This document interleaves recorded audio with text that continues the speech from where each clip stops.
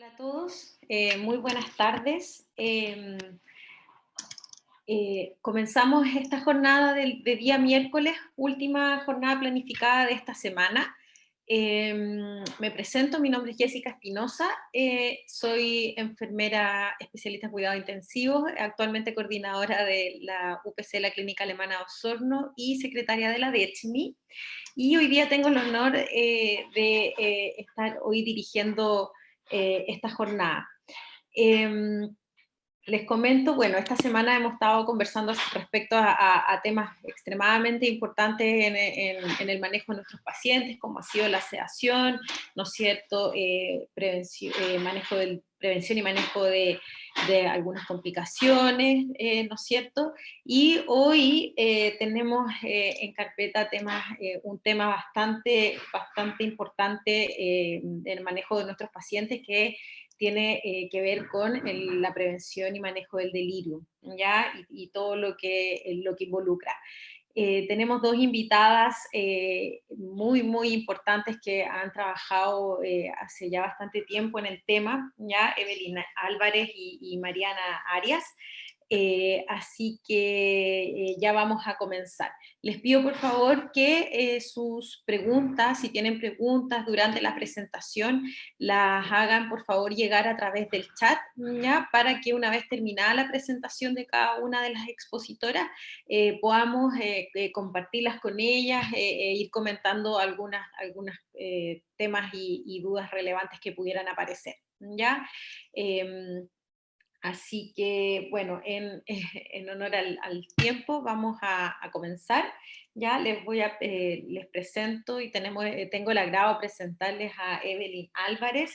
Ya, ella es terapeuta ocupacional, magíster en neurociencias de la Universidad de Chile, está cursando el doctorado en psicología y mención neurociencia de la Universidad Diego Portales.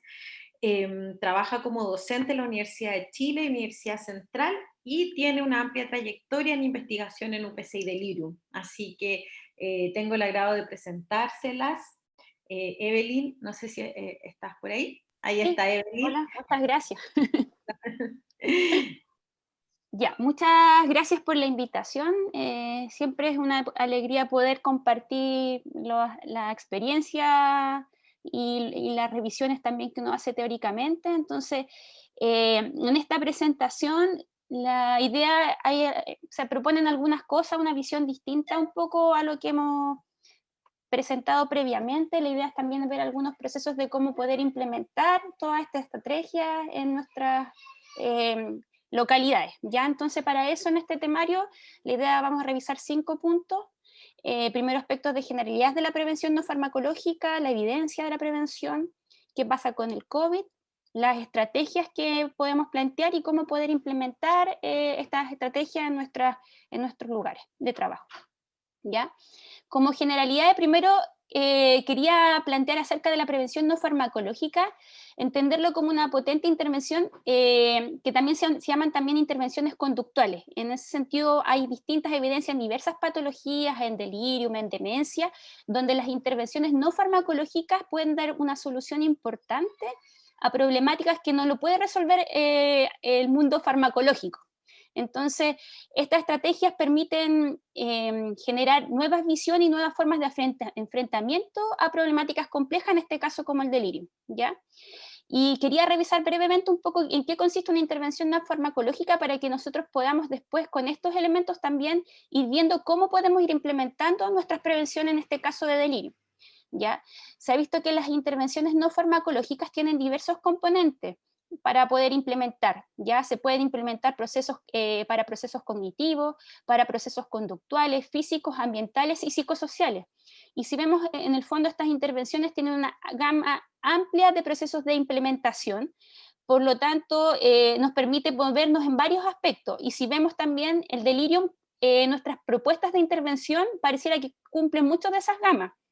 Trabajan con todos estos niveles, aspectos físicos, ambientales, psicosociales, conductuales y cognitivos. ¿Ya? Entonces es interesante empezar a reflexionar no solamente cómo prevenir el delirium, sino cómo en el fondo esto se enmarca en un proceso mayor. Por otro lado, si vemos estas intervenciones no farmacológicas, aquí pongo un sujeto, pueden ser implementadas tanto para el sujeto, en este caso a lo mejor nuestro paciente con delirio, en la familia, todo el proceso educativo que se relaciona con la prevención del delirio, y también como colectivos. En este caso, por ejemplo, cómo nos formamos como unidad de pacientes críticos para entender esta complicación altamente frecuente en esta unidad, ¿ya? Otro elemento que quería que revisáramos es que ver que los elementos a lo mejor que actualmente nosotros revisamos como prevención no farmacológica ya están tratadas, por ejemplo, este es un artículo del año 67 en una unidad coronaria, donde plantean como elemento importante que ellos ven que hay una deprivación del sueño y una monotonía sensorial en los pacientes. ¿Ya? Entonces, ellos plantean como un elemento, como un supuesto de por qué podía aparecer esta presencia de delirio. Y después, por ejemplo, otra revisión en el año 85 plantea cómo en el fondo podemos considerar elementos para la prevención, en ese caso, en ese momento se veía como el manejo no farmacológico. Y muchas de estas medidas ya nosotros las implementamos, como por ejemplo la medición previa a los factores que nosotros tenemos de nuestro paciente, los factores previos a la admisión, el reconocimiento de algunos factores de riesgo, que yo creo que ahora con los últimos años vamos notificando y clarificando mucho más diversos factores, el reconocimiento, un rápido reconocimiento del síndrome, que esto está asociado un poco al proceso que nos hablamos del monitoreo del delirio, y el control del ambiente físico y sensorial de los pacientes. Y el punto 5, si vemos importante, que es el manejo con la familia y el paciente, los aspectos comunicacionales dentro de esta, ¿cómo se llama? Dupla, digamos, paciente-familia. ¿Ya? Entonces, si lo vemos ya desde el año 85, empiezan a emanar esta información. Y en esta diapositiva me detengo brevemente, en el fondo, para recordar siempre nuestros factores que hemos visto que en delirium hay factores precipitantes y predisponentes, que en el fondo con nuestros pacientes en la UCI hay grandes factores en el fondo precipitantes en esta anoxia o en este daño en el delirio. ¿Ya? Entonces es importante ver que nuestros factores precipitantes en la UCI son altos. Pueden haber factores predisponentes también, que eso puede variar según nuestros pacientes, ¿ya? Pero en el fondo tener esto como consideración importante, ya que muchos de los protocolos que ahora son de prevención no farmacológica están asociados a la prevención de estos factores, ¿ya? Por eso lo menciono como para que lo recordemos.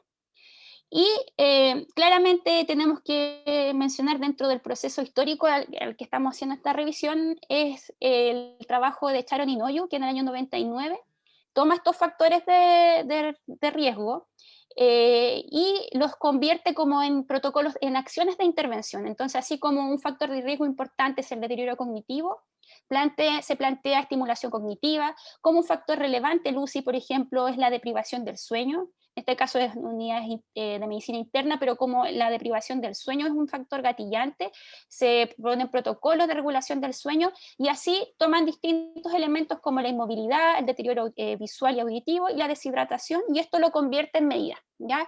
Se menciona este protocolo porque es como digamos un paper histórico que es importante recordar, que está muy bien hecho, que muestra cambios importantes como las medidas de prevención no farmacológicas generan prevención, disminuye la incidencia y disminuye los días de delirium de los pacientes. ¿Ya?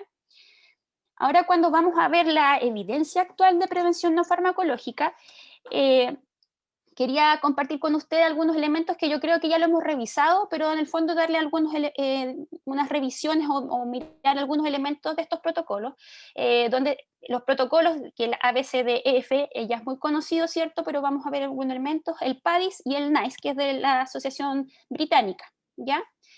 Y además ver como un resumen de las áreas de intervención que se proponen las intervenciones no farmacológicas. La primera revisión de la evidencia es el ABCDEF.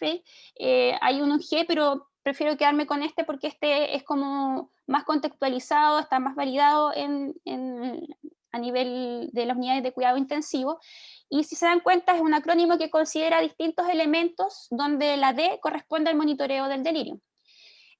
Pero como nosotros sabemos, muchos de estos elementos además los A, B, C y el EF contribuyen también a la regulación y la regulación del delirio, ¿ya? Pero esto recordarnos cómo son los elementos de la ABCDF, ¿ya? ¿Qué es importante este protocolo? Él propone en cada letra de este acrónimo acciones específicas que podemos hacer, como manejo en relación a la prevención y el manejo del dolor, a la regulación, ¿cierto?, de los procesos de los ensayos del despertar y respiratorio, ¿cierto?, del destete, las medidas las medidas de elección de sedación, cuáles son las más apropiadas, cuáles son a lo mejor unas sedaciones, disminuir sedaciones profundas, que a lo mejor en el caso de pacientes con COVID esto ha modificado un poco estos protocolos, el monitoreo del delirio considerando los aspectos de rutina de evaluación, los protocolos no farmacológicos y lo relaciona a aspectos farmacológicos, la movilización temprana y un elemento importante que también en esta pandemia nos ha afectado es el compromiso y el trabajo directo con la familia. Este protocolo es importante que él también propone una forma de trabajo con un organigrama donde plantea acciones claras para pacientes cuando no están con delirium, pacientes cuando están con delirium y pacientes que están en coma, ¿ya? O con sedación profunda, ¿ya? Por tanto, nosotros esto también nos da alineamientos de cómo poder hacer una propuesta de intervención en los diversos centros. Cuando vemos que el paciente tiene, lo que primero que se plantea es una evaluación, implementar evaluaciones de delirio, en este caso con el CAMICU, ¿ya? Y ahí determinamos en qué condición está el paciente. Cuando el paciente está con un CAMICU positivo, plantea revisar aspectos de diagnóstico diferenciales, donde utilizan estos acrónimos del doctor DR y think, que nos ayuda a ver si tenemos diversos factores que van a contribuir a la presencia o a gatillar la activación del delirio, ¿ya? Y después de eso, en el fondo, disminuir estos factores que nos están gatillando y implementar los protocolos no farmacológicos, donde aquí la BCDF propone aspectos de orientación en la cual se refiere al trabajo con la familia, al uso de las medidas, ¿cierto?, auditivas y visuales para que el paciente esté más conectado, y manejos principalmente ambientales asociados como a una higiene del sueño, a disminuir los ruidos ambientales que están muy frecuentes en la UCI, realizar movilizaciones tempranas, y aspectos, por ejemplo, también ejercicio como musicoterapia se ha visto, proponen acá, y el aspecto de la oxigenación, ¿ya? Y en el caso de que el paciente esté que cueste manejar, que esté un poco más con un delirium hiperactivo, evaluar si tiene relaciones, tiene aspectos conductuales con relación al dolor. O sea, el paciente a lo mejor está más agitado porque está en una condición de dolor que está afectando su actividad motora, ¿ya? El otro protocolo que es importante recordar, vimos el ABCDF, es el PADIS, que ese es el otro protocolo importante que quería mencionarles, que nosotros ya lo hemos visto. Este protocolo, que es importante a lo mejor mencionar, que es de la Asociación Americana de Cuidado Intensivo, que ellos realizan este protocolo y lo van revisando o reactualizando cada 5 años. Partió el año 2013, el 2018 fue la última, ¿cómo se llama?, publicación, donde pasó del protocolo PAD a PADIS, donde se incluyen otros elementos que corresponden a la inmovilidad y alteración del sueño. Pero cuando este protocolo es planteado, ellos proponen elementos claros que se refieren a que las intervenciones para prevenir el delirium del tipo no farmacológica tienen que ser multicomponentes. Por eso aquí lo menciono con rojo, porque eso es muy importante. Las intervenciones únicas parecieran no tener tanta eficacia, a diferencia de las multicomponentes. Y lo otro que también volvemos a ver es que modificar los factores de riesgo que nos puedan gatillar el delirium, ¿ya? Entonces, en el fondo estas prevenciones están jugando en ese elemento, en disminuir estos factores de riesgo, ¿ya? Y son muchas de las que nosotros ya a lo mejor conocemos, que son los aspectos de reorientación, estimulación cognitiva, el uso de reloj, calendario, ¿cierto?, de este manejo ambiental, los aspectos de regulación y mejorar el descanso, ¿cierto?, disminuir la sedación, aumentar la movilidad de los pacientes y disminuir los deterioros o las deficiencias que puedan tener de tipo auditivas y visuales con el uso de sus respectivas ayudas técnicas, ¿ya? Este protocolo en el fondo de París plantea estas acciones específicas y también existe una forma de poder implementarlo revisado por un grupo por Hermes que plantearon en el 2018 una forma también de cómo poder implementar este proceso de las guías PADIS y donde están como al centro, digamos, están estas medidas que queremos prevenir y cómo nosotros podemos ir implementándolas. Entonces ellos plantean que para las medidas PADIS lo más importante o lo inicial es tener a un paciente que sea cooperativo, que esté cómodo y que esté en calma.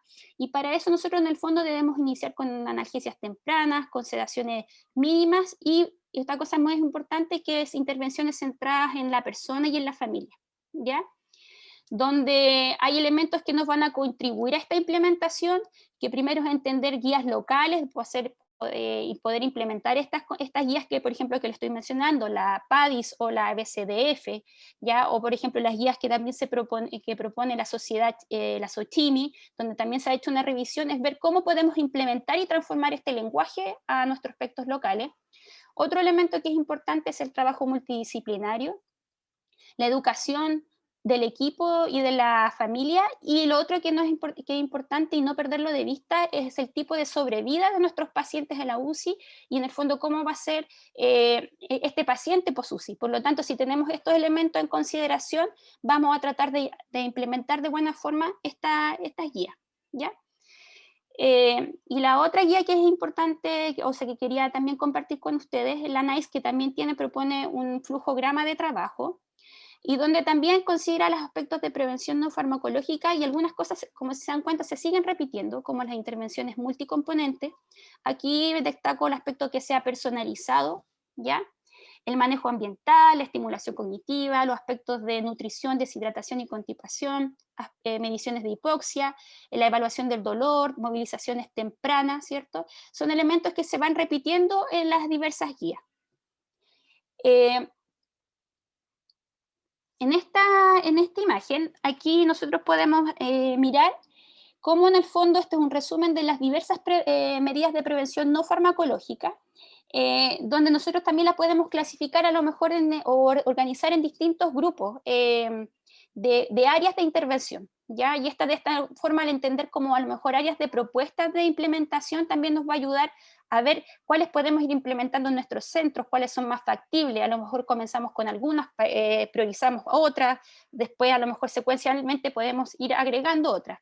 Entonces en por ejemplo, cuadro resumen, vemos las medidas de cuidado médico, donde están todo lo que corresponde a reducción de fármacos precipitantes, la hidratación del paciente, prevenir la constipación y remoción oportuna de catéteres. En cuanto a las evaluaciones relevantes que son las que causan las evaluaciones de factores de riesgo de nuestros pacientes cuando ingresan a la UCI, con qué factores ya está viniendo el paciente o qué factores ahora están precipitando la presencia del delirium. Entonces esas evaluaciones también son importantes porque en el fondo vamos determinando qué pacientes presentan más riesgo. La evaluación frecuente diaria del dolor y la evaluación diaria del delirio, que es otro elemento, área importante dentro del proceso de evaluaciones. Cuando hablamos del medio externo o la regulación del medio externo, hay distintos elementos que nosotros podemos utilizar. Por ejemplo, el manejo ambiental, donde podemos utilizar todo lo que corresponden a elementos de orientación, por ejemplo, los calendarios, los relojes, a lo mejor imágenes de la familia, imágenes del equipo de salud que está atendiendo, toda esa información que el paciente a lo mejor le vaya ayudando en este despertar a ir tomando conciencia de lo que está ocurriendo afuera. Los aspectos de regulación del sueño, entonces cómo regulamos los distintos ruidos o las luces, o vamos poniendo simbología que permita al paciente identificar cuándo es de día o cuándo es de noche, la corrección de los déficits sensoriales con el uso de lentes, de placa dental, ¿cierto? Y cómo podemos regular las medidas de restricción. Esta puede ser mucho más compleja de implementar, pero es importante tenerla presente según los casos, ¿ya? Y en cuanto hay otras áreas de intervención que se pueden considerar dentro de este paquete de medidas, son las intervenciones cognitivas, ya donde podemos todo lo que es manejo de orientación temporoespacial y los distintos elementos de estimulación o rehabilitación cognitiva dependiendo de la situación. Las intervenciones motoras y del movimiento, donde partimos con movilizaciones tempranas, precoces, en general movilizaciones que son de motricidad más gruesa, que ojalá lleguen a la marcha, ¿cierto? Movilización de extremidades superiores y finalmente que para nosotros como terapeuta, que yo soy terapeuta ocupacional, es importante la implementación de las actividades, de una rutina de las actividades de la vida diaria.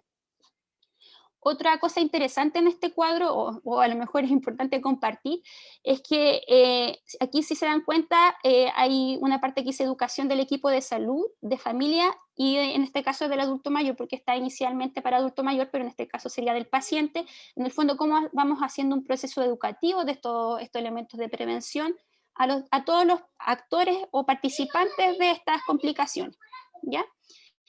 En resumen de esta parte, ¿qué es lo que es importante entender en relación a las medidas de prevención no farmacológica que existen a la fecha? Las evidencias es que primero que es multicomponente, que hay elementos que son importantes de considerar, como el monitoreo del delirium, la regulación del medio externo, el cuidado médico y fisiológico y las intervenciones cognitivas y motoras, que esas se van a repetir muchas veces en las distintas tipos de guía. Otra cosa que es importante, y lo menciono aquí, que es multiprofesional, y que requiere de muchos actores para que nuestras medidas, en el fondo, si son multicomponentes, requiere de distintos actores para el proceso de implementación. Y lo otro relevante es el control de los factores precipitantes y predisponentes. Y esto lo menciono, como lo dejo en una imagen única, porque en el fondo son medidas que nosotros tenemos que ir viendo cuáles de esas son factibles de implementar en nuestro centro, ¿ya? ¿Qué pasó con el COVID? En realidad en Chile yo creo que tenemos un desarrollo bastante, a lo mejor tenemos bastante como conocimiento o a lo mejor noción de lo que pasa con el delirium. Entendemos a lo mejor que hay ciertos factores, hay a lo mejor distintos niveles de información, pero el delirium es un concepto conocido. Pero el COVID-19, digamos que rompió un poco con todo lo avanzado, porque muchas de estas medidas o estrategias no se han podido o inicialmente no se pudieron implementar, ¿ya? Entonces, vemos pacientes que se ha visto que en estudios que tenemos pacientes más deliriosos, se ha visto en una publicación que tiene una gran prevalencia de nuestros pacientes en UCI, alcanzando casi un 79.5, un 80% de prevalencia en los pacientes, y donde se ha visto que los pacientes con problemas respiratorios más severos tienen mayor complicaciones en relación a este nivel de problema cognitivo, teniendo más desórdenes de conciencia, síndrome de confusional agudo, confusión, deterioro del estado, ¿cierto?, de conciencia, y donde se ha visto que hay pacientes que además presentan inicialmente complicaciones neurológicas, y que estos además tienen más riesgo de delirio, han presentado más delirio, ¿ya? Entonces, frente a eso, digamos, el COVID nos puso aquí, pongo esta imagen, que hay distintas cosas. Primero, todo lo que nosotros hablábamos del manejo ambiental, como que se rompió un poco, o sea, teníamos que protegernos, ¿cierto?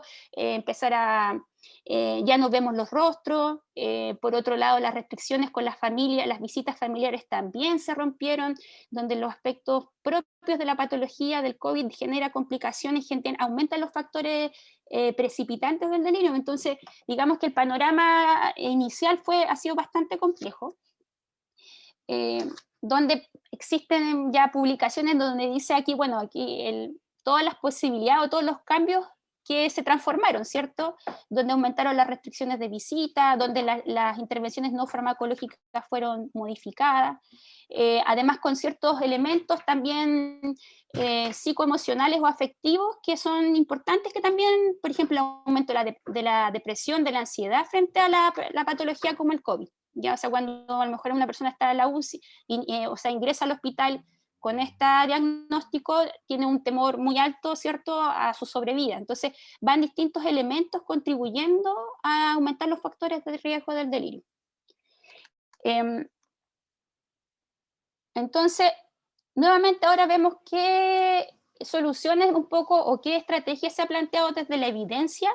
En realidad no cambia mucho en relación a lo que yo les planteé a lo mejor de las guías clásicas, como, ¿cierto?, del ABCDF, del PADIS, del NICE, sino que en el fondo se plantean nuevamente los mismos elementos como reorientación diaria del paciente, manejo del dolor, evitar la restricción física, manejo farmacológico, y se empiezan a plantear a lo mejor modificaciones. Entonces, modificación de cómo implementar ciertos paquetes, y donde yo creo que la medida a lo mejor o la acción más repetida es cómo en el fondo reducir la aislación social a pesar de estas medidas de aislamiento que tenemos que tener. Cómo en el fondo, como cada equipo ha tratado de disminuir esta brecha de forma de mantener al paciente conectado con su familia y con su red, ¿ya?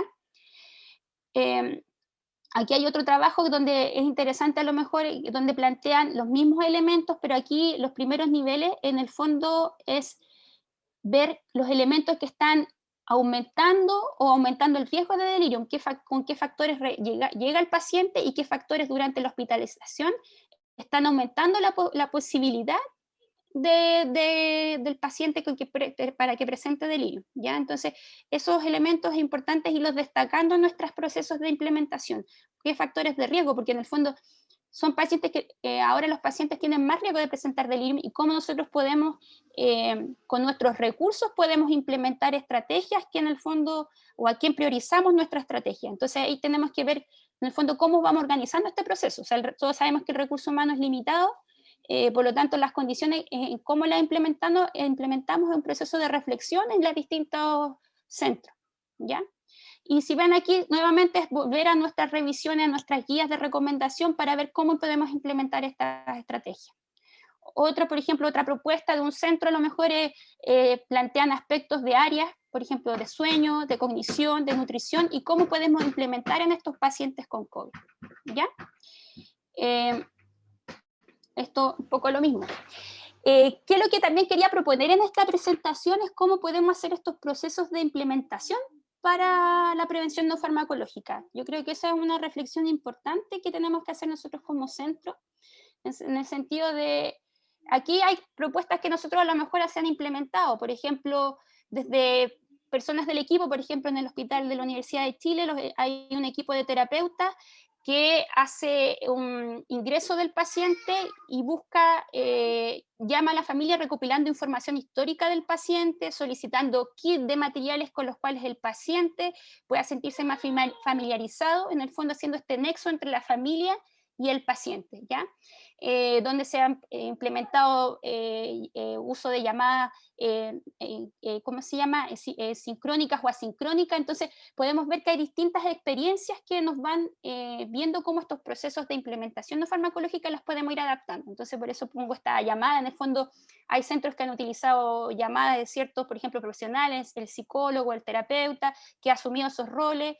Hay equipos de enfermería que, por ejemplo, que han tenido gran dotación o donaciones de tablets, donde han podido hacer videollamadas con su familia, donde hay equipos que han decidido, ya que no podemos mostrar nuestro rostro, tenemos una foto que nos identifica para que el paciente sepa quién es la persona que lo está tratando, ¿cierto? Entonces, hay distintas estrategias. Pero en el fondo yo quería plantearle aquí la pregunta es cómo nosotros adaptamos estos protocolos que son en el fondo planteados internacionalmente, nacionalmente a nuestras realidades locales. ¿Ya? Eso en el fondo les tiro esta pregunta para que la podamos ir reflexionando para que en su equipo ir viendo cómo poder hacer este proceso, ¿ya? Para eso yo también quería mostrarles un poco que hay elementos, o sea, información, yo creo que tenemos información importante, la Sociedad Chilena de Medicina Intensiva, yo creo que ha desarrollado un trabajo arduo durante todo este año de la pandemia, donde las diversas divisiones han implementado diversos protocolos, manuales de informativos, ¿cierto? Donde les pongo esta página porque, por ejemplo, en infografía y materiales hay mucha información donde nosotros podemos rescatar y sacar información para implementar medidas de prevención no farmacológica, o en la página donde nosotros nuestro grupo de estudio de investigación que se llama Delirium en Chile, donde tenemos información, hay manuales donde se pueden descargar información que puede ser impresa e implementada en sus centros. Pero yo quería en el fondo que consideráramos cómo poder implementarlo desde un punto de vista un poco más técnico, a lo mejor desde las ciencias de la implementación, cómo traspasamos esta información que es la evidencia, cómo esta evidencia se hace más concreta y real en nuestro centro. Entonces yo aquí les voy a dar algunas ideas, algunos puntos que a lo mejor les pueden servir.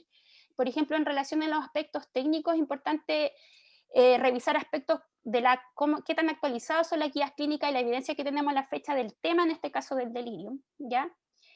Cuáles son las intervenciones, cómo son las intervenciones multiprofesionales y multicomponentes, y identificar cuáles son los principales ejes o áreas de intervención que se proponen como en la prevención no farmacológica. En este caso, por ejemplo, ¿cuáles serían los principales ejes para prevenir el delirio? ¿Ya? Entonces está el manejo ambiental, está la estimulación cognitiva, la estimulación motora, el monitoreo constante o diario del delirio. Entonces, nosotros podemos identificar áreas que son importantes.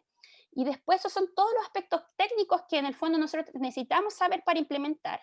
Pero después están los aspectos contextuales, es decir, identificar en el equipo primero qué personas les motiva este tema, porque es importante que cuando uno transmite, por ejemplo, nosotros queremos prevenir delirio, es ver qué gente qué personas del equipo les interesa el tema, que sepan del tema y que en el fondo quieran liderar este proceso de implementación, porque en el fondo es como que estas personas van a estar apoyando para que todo el equipo se esté educando, así es como estar diciendo ya, este tema es importante, lo releva el tema, ¿cierto?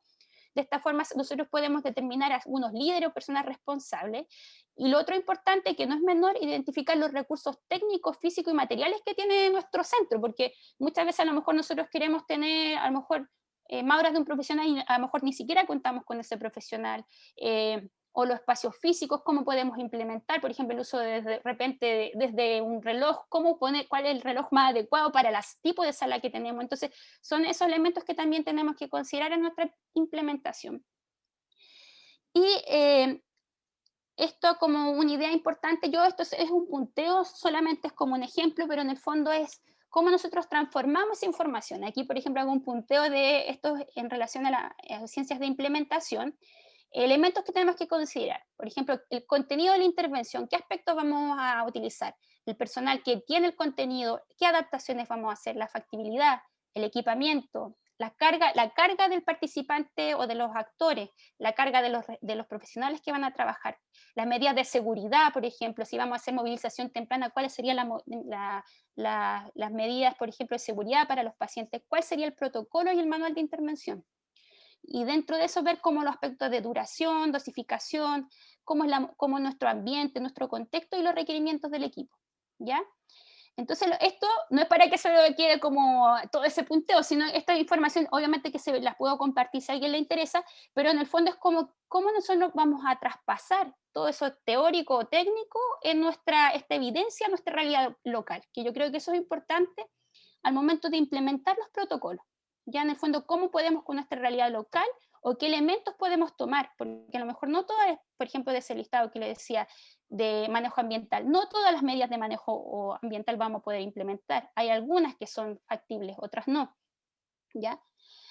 Y aquí yo les muestro un ejemplo, por ejemplo, en el hospital de la Universidad de Chile, cómo nosotros, esto que les decía del protocolo, cómo se traduce. En este caso, por ejemplo, nosotros decimos la dimensión de manejo ambiental.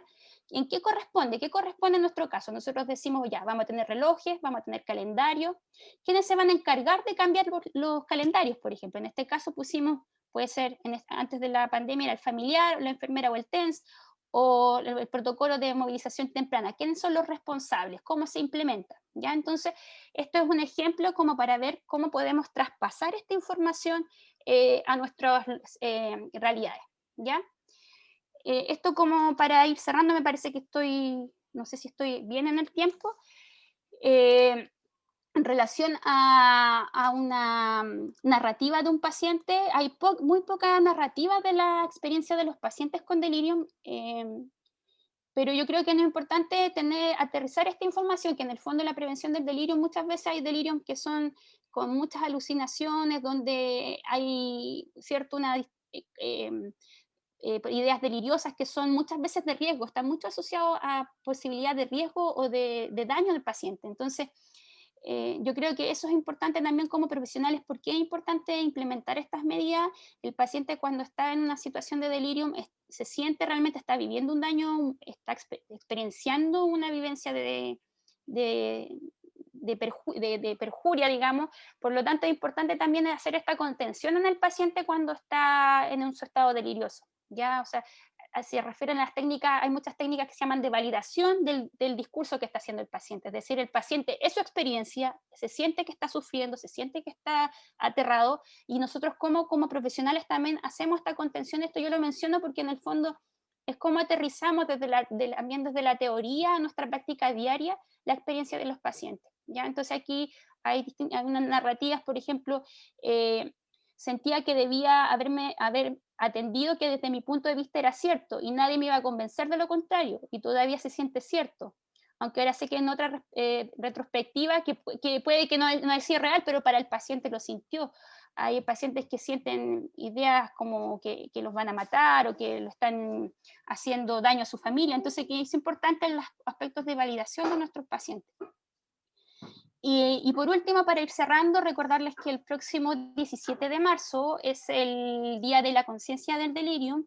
Estamos todavía en preparación de cómo va a ser ese día, pero la idea es hacer a lo mejor una actividad cortita de 1 hora donde puedan presentar diversos equipos, a lo mejor su experiencia, así que estaremos ahí informándole para que estén atentos, para que ese día nuevamente los equipos de salud seamos cada día más conscientes de esta complicación que ha sido en la pandemia, ha aumentado mucho más, y podamos seguir como nuestra forma de trato con nuestras medidas, disminuir esta complicación hospitalaria. Eso, muchas gracias. Muchas gracias, Evelyn, por tu presentación, muy, muy completa. Te agradezco mucho también la generosidad de habernos mostrado los protocolos que ustedes mismos en tu centro usan, porque hemos visto en esta pandemia nos ha puesto desafíos tremendamente importantes en relación a la apertura, ¿no es cierto?, de estas unidades de intensivo también fuera de los propios intensivos, por lo tanto, con muchos profesionales que por primera vez se ven enfrentados a estos pacientes, ¿no es cierto?, que, bueno, se enfrentan muchas veces cuando el paciente ya tiene el cuadro de delirium instalado, y me parece que es súper relevante mostrar que existen muchas medidas, a veces bastante simples, que nos pueden ayudar a prevenir. En relación a eso, te quería hacer la pregunta, porque evidentemente nos enfrentamos a un momento en que tenemos muchas veces poco tiempo, ¿no es cierto?, para estar con nuestros pacientes o para hacerles contención muchas veces. Entonces, claro, uno de repente se ve medio tentado de acudir al rescate farmacológico rápido, ¿no es cierto?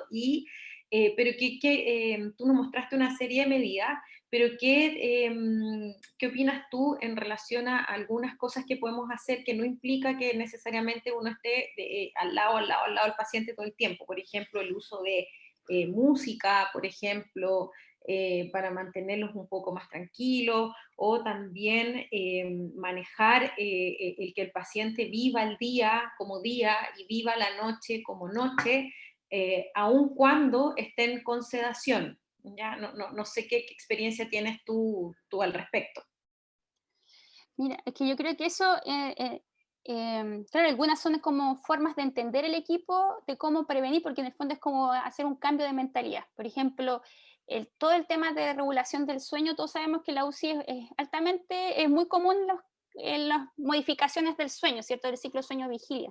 Entonces, de repente, desde modificar el nivel de ruido, hay lugares, unidades que, por ejemplo, se compran, no me acuerdo el nombre exacto, pero digamos, el aparato, ¿cierto? Para decir ya bajemos el nivel de ruido, pero hay medidas como, por ejemplo, eso facilita enormemente la regulación del sueño. Hay unidades, por ejemplo, yo sabía en la clínica Las Condes que ponen tapones, ¿cierto? Para regular el sueño. Entonces, por eso yo quería que se quedaran con la idea de que hay áreas que son relevantes, por ejemplo, todo lo que es manejo ambiental y cuáles son factibles de implementar en nuestro centro. Si nosotros vemos que hay distintas áreas, nosotros decimos cuál es la que es más factible.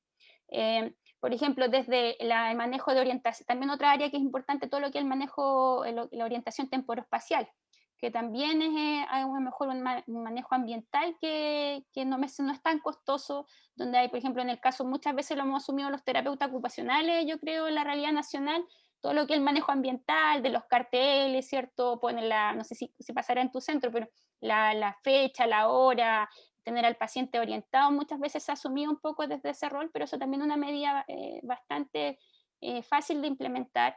Y yo creo que hay una medida que es importante, que es el monitoreo diario del paciente también, que es la evaluación del CAMICU, con la evaluación del dolor, que son estrategias que a veces toman 1 o 2 minutos, que a veces por carga a lo mejor no la puede asumir todo el equipo de enfermería, pero sí la podrían asumir otros profesionales, yo creo. Entonces, cuando entendemos que esto es una intervención multiprofesional, nos podemos alivianar también la carga. Yo creo que eso es como lo que también quería plantear un poco, no sé si se habrá entendido, pero es un poco de distribuir nuestro trabajo con los distintos actores, porque aquí somos hartos actores que tenemos que contribuir a este prevención.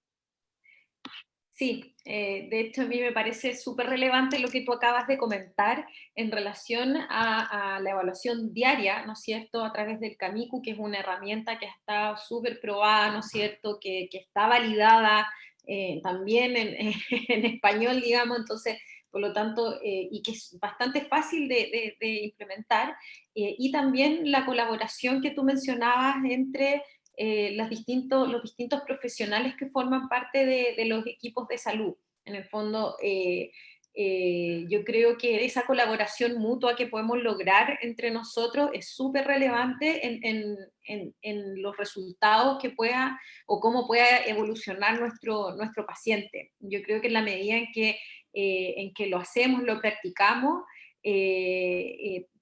uno se va dando cuenta de de los buenos resultados que se obtienen. Por lo tanto, yo me pongo muy contenta cuando sé que hay equipos donde está el terapeuta activamente participando, el psicólogo, el fonoaudiólogo, el kinesiólogo, la enfermera, el técnico, el médico, porque en definitiva todos jugamos un rol y es un equipo completo. Entonces es muy relevante lo que tú nos planteas. Sí, importante eso, porque en el fondo estamos como trabajando para este paciente que está en una condición compleja, y cuando uno entiende que todo este gran equipo, incluido la familia también, yo creo que da potencia. Yo creo que es difícil a veces cambiar las dinámicas, pero de a poco yo creo que son procesos, de repente con acciones pequeñas. Por eso le decía, como en el fondo, ¿cuáles son las acciones que podemos implementar en nuestro centro? Porque hay mucha información, pero cuando uno ve tanta información, digo, ¿cuál es la que implementamos? Entonces, hay que ver cuál es la que es factible. Primero partir con la realidad local, y eso nos va a ir dando un poco más de luces. Eso. Muchas gracias, Evelyn. Te agradezco mucho tu presentación. Ahora vamos a continuar con Mariana Arias. Ya, ella es químico farmacéutica de la Universidad Católica de Chile, diplomada en Fundamentos del Manejo del Paciente Crítico, también de la Universidad Católica, y presidenta de la División de Farmacia Clínica de la SOCHIMI, y actualmente trabajando en UCI cardiovascular de la Clínica Las Condes. Bienvenida, Mariana. Ahí estás, te veo. Hola Jessica, buenas tardes. Hola, buenas. Puedes compartir tu pantalla. Bueno, en primer lugar, muchas gracias por la invitación.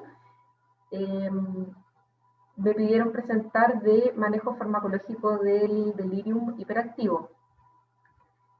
La idea es hablar en esta presentación muy brevemente, porque me imagino que ya se ha hablado extensamente de evaluación de delirium, pero algunas causas que, como yo soy farmacéutica, ¿no es cierto?, nosotros vamos a enfocarnos en el manejo farmacológico, entonces algunas causas o algunas condiciones que podamos manejar también para prevenir, ¿no es cierto?, o para resolver ciertas causas que pueden estar gatillando el delirium. Cómo manejamos la agitación en los pacientes con delirium desde la mirada farmacológica, y algunas consideraciones finales. Sabemos, ¿no es cierto?, que en los pacientes que desarrollan delirium hay factores de riesgo no modificables y modificables. Dentro de los modificables se ha hablado del uso de sedantes. Clásicamente se hablaba de las benzodiazepinas, pero en realidad lo que se ha visto actualmente es, ¿no es cierto?, como mencionaron en la presentación anterior, que la sedación profunda en general, independiente del tipo de agente, es un factor de riesgo para desarrollar delirium. Por lo tanto, en general, cuando tenemos pacientes en ventilación mecánica, tenemos que intentar, ¿no es cierto?, utilizar la menor dosis de sedantes posibles para obtener nuestro objetivo de RAS o SAS. Desde el punto de vista de las causas, se han descrito varias causas de delirium en los pacientes críticos. Dentro de ellas, constipación, dolor, deprivación, ¿no es cierto?, ansiedad, infección y insomnio. ¿Qué es lo importante, ¿no es cierto?, cuando nos enfrentamos a un paciente con delirium? el equipo debe preguntarse, ¿no es cierto?, si es que hay alguna causa, ¿no es cierto?, que puede estar generando o perpetuando, ¿no es cierto?, el delirium en los pacientes críticos. Como mencionamos, hay distintos factores y hay distintas causas, y varias de ellas pueden ser manejadas, ya sea desde un punto de vista farmacológico y no farmacológico. En esta presentación vamos a hablar del abordaje farmacológico, y finalmente, ¿no es cierto?, después de manejar estas causas también es necesario evaluar si es que corresponde manejar la agitación del paciente. El paciente está en alguna agitación peligrosa. No voy a entrar en detalles, como se mencionó anteriormente, ¿no es cierto?, hay herramientas como el CAMICU, ¿no es cierto?, esta tabla está tomada de las recomendaciones de la Sociedad Chilena de Medicina Intensiva, que fue una tabla, ¿no es cierto?, adaptada de una publicación del doctor Tovar, donde en el fondo, ¿no es cierto?, hay una serie de criterios para evaluar y saber si el paciente tiene delirio.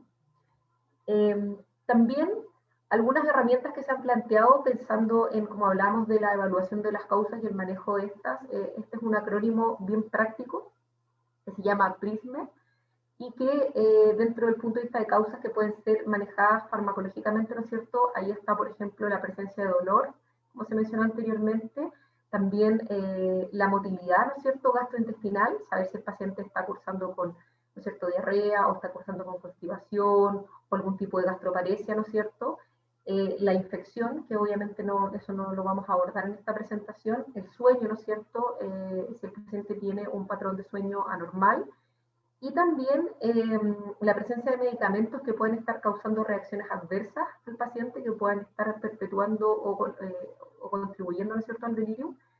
Y también la deprivación de medicamentos también dentro de ella. Entonces, dijimos que una de las causas que puede producir delirium, ¿no es cierto?, es la presencia de dolor. Existen distintas herramientas para valorar el dolor en los pacientes críticos. Dentro de ellas tenemos el CIPO, el BPS y el BPS para pacientes no ventilados. Lo importante es, bueno, también para pacientes que se pueden comunicar, tenemos la escala de calificación numérica. Lo relevante es, cuando detectamos que el paciente tiene dolor, ¿qué estrategia vamos a utilizar para, ¿no es cierto?, para evitar que el paciente tenga dolor idealmente?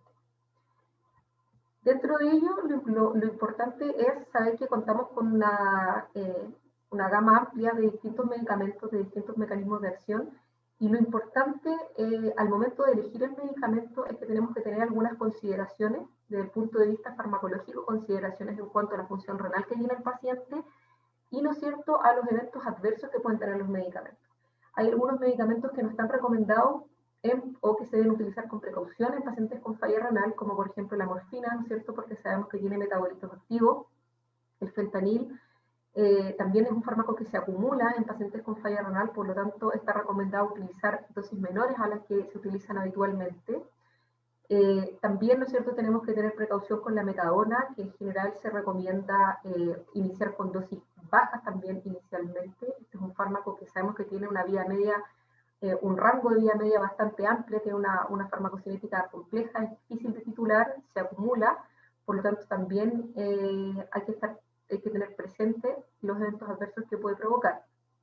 El tramadol, ¿no es cierto?, que es un medicamento que también hay que tener precaución en pacientes con falla renal, y además que es un medicamento que no está recomendado en adultos mayores, de acuerdo a los criterios de BILS. Por lo tanto, también ese es un factor que tenemos que tener presente cuando abordemos el dolor en los pacientes críticos con delirium, sobre todo los pacientes, como dijimos, de la tercera edad. Otras alternativas, ¿no es cierto?, que se han recomendado siempre es utilizar idealmente paracetamol como un colchón de analgesia, independiente del tipo de dolor, si este paciente requiere o no requiere opiáceos, el paracetamol debería ser parte, ¿no es cierto?, de la terapia. Sabemos que la única consideración que debemos tener es que en pacientes con falla hepática no debemos superar los 3 gramos al día. Y otras alternativas que se han descrito, ¿no es cierto?, son el uso de pregabalina y gabapentina, que si bien están indicados principalmente en dolor neuropático, también está recomendado utilizarlo en pacientes con altos requerimientos de opiáceos, debido a que también el uso de estos fármacos podría permitir ahorrar dosis de opiáceos. Respecto de los antiinflamatorios no esteroidales, debemos tener en consideración que estos fármacos debemos evitarlos en pacientes que tengan Kleenex menor a 30 ml minuto, que en general la duración del tratamiento debe ser acotada, idealmente no superar los 5 días de tratamiento, y que estos medicamentos, ¿no es cierto?, tienen riesgo de producir eventos adversos, como principalmente riesgos de sangrado. Respecto de la elección de los antiinflamatorios no esteroidales, si bien no hay estudios comparativos, hay algunas tablas que se han elaborado para evaluar la potencia de estos fármacos en relación al número necesario de tratar de pacientes para aliviar, ¿no es cierto?, el dolor, y en general los que se han considerado más potentes es principalmente el ketorolaco, el ibuprofeno y el valdecoxib.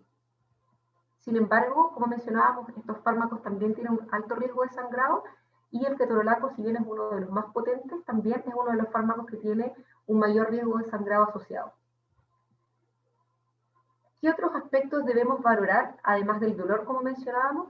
Una de las características que estaba presente en el acrónimo que hablamos es si hay algún medicamento que pueda ser potencialmente inapropiado, ¿no es cierto?, de acuerdo a los criterios de VIX, un medicamento que pueda producir o contribuir al delirio.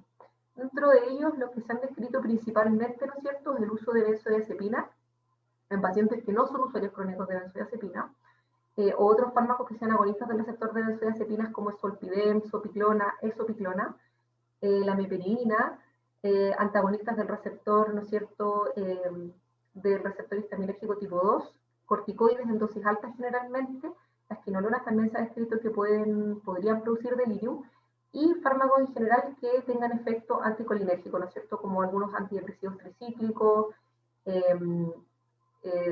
fármacos que son antagonistas del receptor histaminérgico tipo 1, ¿no es cierto?, los antihistamínicos de primera generación principalmente.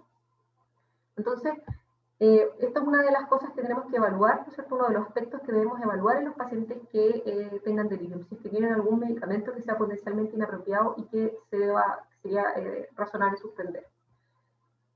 Ahí, como les mencionaba, hay fármacos que hay tablas establecidas, ¿no es cierto?, de medicamentos que tienen propiedades, ¿no es cierto?, anticolinérgicas. Dentro de ellos mencionábamos los antidepresivos, ¿no es cierto?, los antihistamínicos, algunos antieméticos. Otro factor que es relevante y que es necesario considerar es también si el paciente, la agitación del paciente está causada por un síndrome de privación.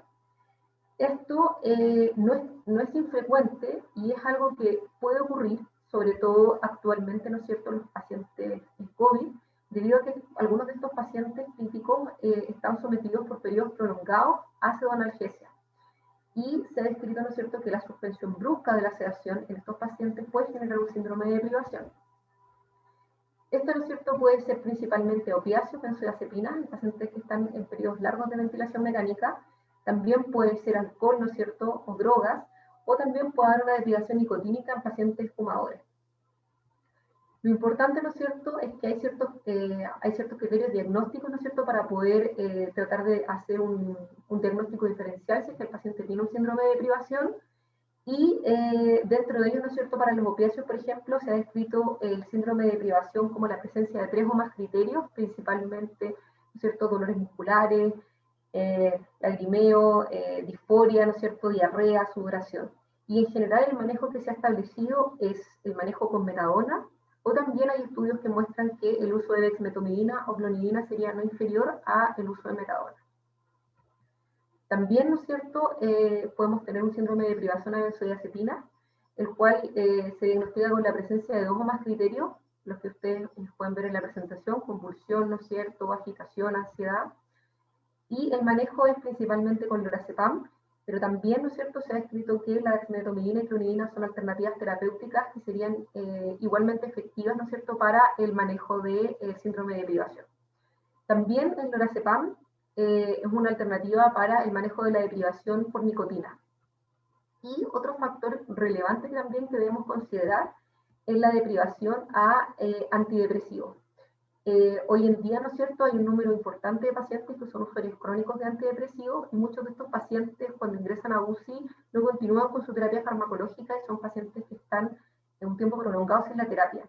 En general, los síntomas de privación antidepresivo se ha descrito que en general se presentan después de 10 días a 2 semanas desde que se suspenden los medicamentos.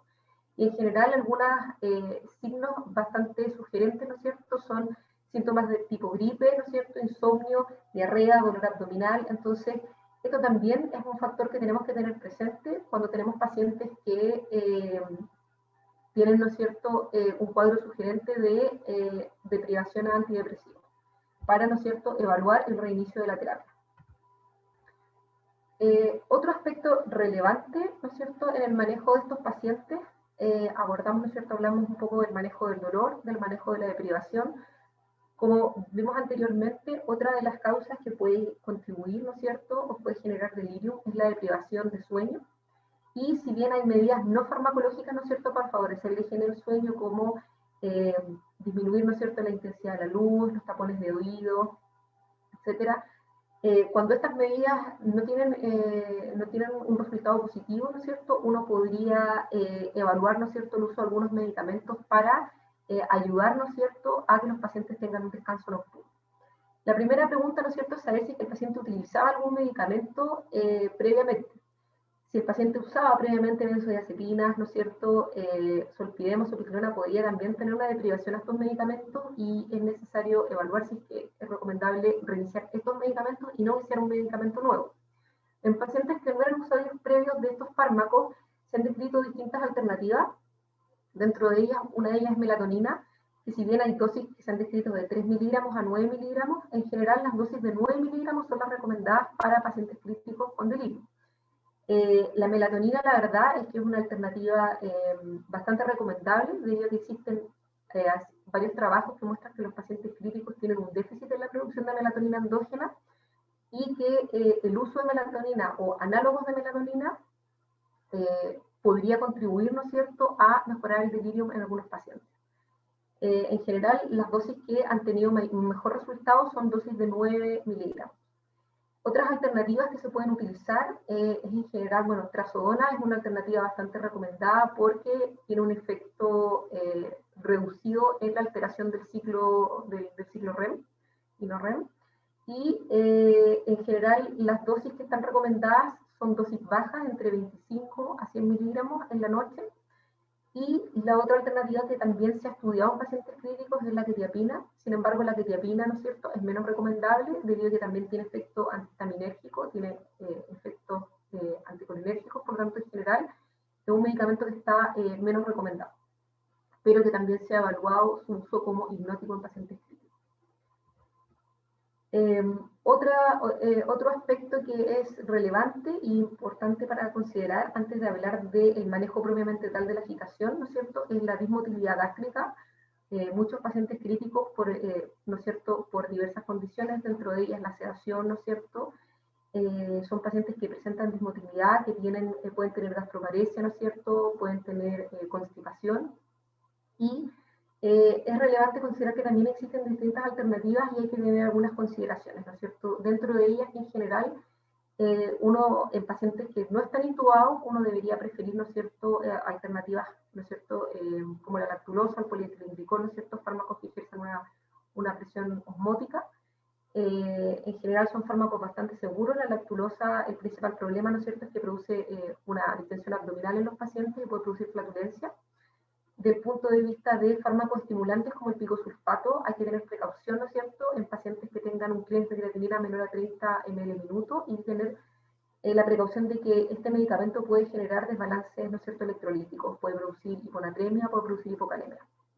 Otras alternativas que se han evaluado en pacientes críticos, principalmente en pacientes que están en ventilación mecánica, ¿no es cierto?, es el uso de metoclopramida o levosulfiride.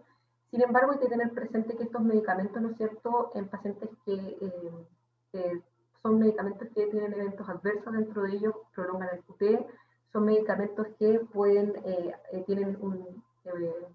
exacerbar, ¿no es cierto?, síntomas extrapiramidales, están contraindicados en pacientes con epilepsia, y si bien se usan en general, igual está descrito, por ejemplo, para el levosulfiride, que puede producir estreñimiento y puede producir, ¿no es cierto?, una somnolencia importante, puede producir fatiga. Así que también debemos tener precaución en su uso. Respecto del uso de eritromicina, este fármaco también puede prolongar el QT y hay que tener consideración en el efecto que podemos ejercer, ¿no es cierto?, sobre la flora bacteriana. Y finalmente la naloxona es un fármaco que hay que tener precaución, ¿no es cierto?, con las dosis que utilizamos, debido a que en general dosis mayores a 4 miligramos al día podrían tener efectos sistémicos. En general, dosis bajo esos valores tenemos un efecto principalmente, ¿no es cierto?, periférico, debido a que el fármaco no se absorbería en el tracto gastrointestinal de manera relevante. Y, ¿no es cierto?, también la naloxona es un fármaco que es de alto costo. Una vez, ¿no es cierto?, evaluar las causas y manejar si corresponde desde el punto de vista farmacológico, tenemos que tener presente qué estrategias podemos utilizar para un paciente que tiene una agitación importante. Y en general, los fármacos más utilizados, ¿no es cierto?, son los antipsicóticos de primera generación, principalmente el haloperidol, que se puede utilizar por vía intramuscular o vía endovenosa, y generalmente en dosis de 2.5 a 5 miligramos, generalmente cada 8 horas, pero se podría dar hasta cada 4 horas. Debemos tener precaución de no sobrepasar dosis de 20 miligramos al día, y en general se dan intervalos de cada 8 horas, pero se puede dar hasta cada 4 horas, inicialmente, ¿no es cierto?, cuando tenemos el paciente, cuando estamos partiendo con el fármaco en un paciente que está agitado. Otra alternativa es olanzapina, que se puede dar por vía intramuscular, vía oral o sublingual, y en general la dosificación de este fármaco es cada 12 o cada 24 horas, pero se podría dar hasta cada 8 horas. En general lo que está recomendado es no superar dosis de 20 miligramos al día, sin embargo hay algunos estudios que muestran que dosis de 25 miligramos al día sería una dosis segura. Respecto de la quetiapina, este fármaco tiene un rango de dosificación más amplio y habitualmente se da cada 12 horas, pero se puede dar hasta cada 8 horas. En general la dosis máxima diaria recomendada son de 600 miligramos y uno puede dar, ¿no es cierto?, como dijimos, hasta 200 miligramos cada 8 horas.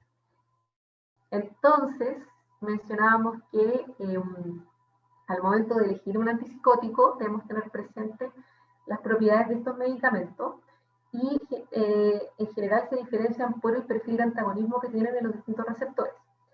Olanzapina y quetiapina tienen un mayor efecto antihistaminérgico y además tienen efecto antimuscarínico. Risperidona no tiene efecto antimuscarínico, por lo tanto en general olanzapina y quetiapina producen un mayor grado de sedación que risperidona. Esto, ¿no es cierto?, se torna relevante cuando, por ejemplo, tenemos pacientes que son adultos mayores, que en general queremos favorecer la rehabilitación y queremos que el paciente esté despierto. Desde esa mirada, risperidona podría ser una mejor alternativa. Ahora, si tenemos un paciente con una agitación peligrosa, ¿no es cierto?, importante, probablemente quetiapina podría ser una mejor alternativa de inicio, ¿no es cierto? Y si observamos que el paciente tiene una sedación importante, un cambio de risperidona, ahí eso es algo que el equipo debe evaluar de acuerdo al perfil del paciente. Por otra parte, ¿no es cierto?, risperidona, sabemos que tiene un... Bueno, lo que hay que tener en cuenta, ¿no es cierto?, si es que se utiliza risperidona, ¿no es cierto?, es que este fármaco tiene un mayor efecto de antagonismo de los receptores dopaminérgicos. Por lo tanto, ¿no es cierto?, puede exacerbar, ¿no es cierto?, va a tener efectos extrapiramidales. Así que eso es algo que tenemos que tener en cuenta. Junto con que estos medicamentos en general tienen antagonismo de los receptores alfa-adrenérgicos, todos estos antipsicóticos, y por lo tanto pueden producir hipotensión. También es importante saber, ¿no es cierto?, que estos medicamentos prolongan el QT, y hay algunos estudios in vitro, ¿no es cierto?, que han evaluado la prolongación del QT que tiene cada uno de ellos, siendo el haloperidol el fármaco que más puede producir, o sea, que produce en mayor medida una prolongación del QT, del intervalo QT. Otras alternativas que se han evaluado, ¿no es cierto?, para el manejo farmacológico de la agitación es dexmedetomidina, en dosis, ¿no es cierto?, un rango de dosis de 0,1 hasta 1,5 microgramos kilo hora. Clonidina, ¿no es cierto?, principalmente también actualmente como una alternativa a pacientes que puedan hacer un síndrome como de privación o de retiro a dexmedetomidina, que han estado por periodos prolongados con este medicamento, y ácido valproico, el cual se ha descrito en algunos estudios y que principalmente han sido estudios de reportes de casos en pacientes con delirium refractario a todas las otras medidas mencionadas anteriormente. Ahí les muestro algunos estudios que validan un poco el uso de clonidina y de valproico, o sea, que en el fondo muestran poblaciones de pacientes en las que se han utilizado estos medicamentos. Sin embargo, tenemos que tener algunas, ¿no es cierto?, precauciones también. Clonidina es un medicamento que puede producir bradicardia, ¿no es cierto?, que puede producir hipotensión, y el ácido valproico, como mencionaba, se ha utilizado en estudios como última medida en pacientes con una agitación refractaria a otras medidas, y sabemos que es un medicamento que puede producir trombocitopenia, puede producir hiperaponemia, puede producir falla hepática, ¿no es cierto? Tiene interacciones farmacológicas con algunos medicamentos relevantes, dentro de ellos los carbapenémicos, y es un medicamento que no se ha establecido un rango terapéutico de niveles plasmáticos para el manejo de agitación en pacientes con delirium. Por lo tanto, lo que está recomendado es que si se va a utilizar, no sobrepasar las dosis, no sobrepasar dosis que generen niveles plasmáticos superiores al rango establecido para, ¿no es cierto?, como tratamiento anticonvulsivante. Entonces no deberíamos sobrepasar los 100 microgramos por ml de nivel plasmáticos de valproico si es que lo vamos a utilizar como manejo de la agitación. Finalmente, como hablamos, la clonidina es una alternativa que se ha planteado como para pacientes que puedan tener un síndrome de retiro de dexmedetomidina, el cual en general se ha descrito en pacientes que han utilizado por periodos prolongados, en general superiores a una semana, dosis de dexmedetomidina iguales o superiores a los 0,8 microgramos kilogramos. Y en general esto se ha visto porque al retirar la dexmedetomidina, se ha observado en estos pacientes, además de delirium, se ha observado hipertensión principalmente y obviamente agitación. Como consideraciones finales, entonces, es muy importante cuando tenemos un paciente con delirium no solamente centrarnos en el manejo de la agitación, sino que evaluar causas, ¿no es cierto?, que puedan ser corregidas, y poder hacer un diagnóstico diferencial también para evaluar si es que el paciente puede estar cursando con alguna deprivación, debido a que esta evaluación nos va a permitir realizar, hacer una individualización de la terapia del paciente. No sé si hay alguna pregunta. Muchas gracias, Mariana, por tu presentación. Sí, tenemos una pregunta del público que dice, ¿cómo identificar el síndrome de deprivación en un paciente que está ventilado y en disminución de la sedación? En general, los criterios diagnósticos han sido principalmente para pacientes que están extubados, pero como mencioné, hay algunos signos, ¿no es cierto?, que son principalmente de deprivación más que delirium, como por ejemplo, si estamos retirando la sedación y concomitantemente el paciente presenta diarrea que no había tenido antes, y por ejemplo no hay otros factores que den causa a esta diarrea, si el paciente tiene piloerección, ¿no es cierto?, como dijimos, rinorrea, ¿no es cierto?, esas son características, por ejemplo, de deprivación opiácea.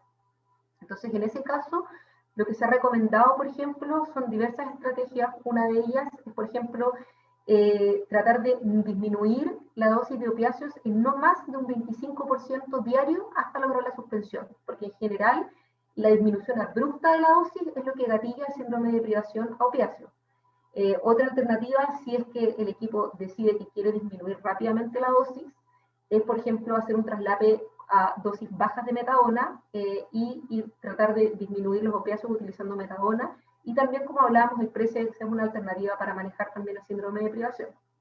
Así que esa es una forma también de evaluar si el paciente puede tener algún tipo de privación, principalmente a opiáceos. Las benzodiazepinas, ¿no es cierto?, es más característico las convulsiones o las alucinaciones, pero eso en general puede ser un poquito más complejo de evaluar, pero también hay alternativas, sobre todo cuando el paciente hay una mayor posibilidad de comunicarse con el paciente. Muchas gracias. Y la última pregunta tiene que ver con, tú mencionaste varios factores que pudieran estar provocando o gatillando el delirium y que dentro de eso se podrían manejar con ciertos medicamentos. Uno de ellos es la deprivación del sueño. En tu experiencia, el uso de la melatonina, ¿es recomendable empezar a usarla ya en una fase cuando uno está empezando el weaning o una fase más posterior o anterior? ¿Cómo ha sido, o si ustedes lo usan en su centro? Sí, nosotros lo estamos utilizando cuando vamos a iniciar el weaning. Como te mencionaba, hay varios estudios que muestran que los pacientes críticos tienen un déficit de melatonina y que sería recomendable suplementarlos incluso cuando están en ventilación mecánica. Desde ese momento es recomendable realizar una suplementación. Muchas gracias Mariana por tu participación, por tu compañía, por tu presentación muy completa y esperamos que a los asistentes les haya, ¿no es cierto?, servido bastante para el manejo de sus pacientes en sus centros. Muchas gracias. Gracias a ustedes y perdonen los problemas de internet, es la primera vez que pasa. Sí, no te preocupes. Bueno, le doy las gracias a todos los asistentes a la jornada de hoy. Les recuerdo que estas clases y estas jornadas están publicadas en la página de la Sochimi para que puedan visitarlas de manera gratuita si es que quieren verlas nuevamente o para los que no se pudieron conectar. Les vamos a estar informando respecto a nuevas jornadas de Sochimi Hospital Digital, ¿ya? Así que para que se mantengan atentos a nuestras redes sociales. ¿Ya? Muchas gracias.